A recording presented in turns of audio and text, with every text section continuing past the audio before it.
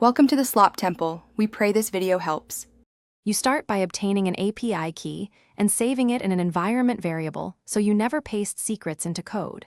Next, install an HTTP client like curl or Axios and confirm TLS. Once done, prepare your first post.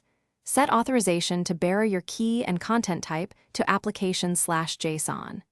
Pick a model and craft a minimal JSON body with input text. This gets you from 0 to a successful HTTP exchange quickly, so you can iterate. You now focus on request design and robustness. Build payloads with model, messages or prompt, max tokens, and temperature. Tune these to control length and creativity.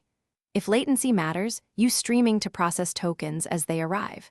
Make your client implement retries with exponential backoff and handle 429 rate limit responses. Also add sensible timeouts.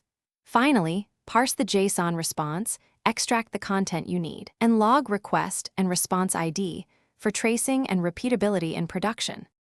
You finish by hardening deployment and adding observability. Deploy with secure secrets management and rotate keys periodically while granting minimal privileges. Then set up usage and error monitoring and budget alerts to avoid unexpected costs. If something breaks, inspect logs for status codes and request/response ID, validate your JSON schema, and confirm model availability.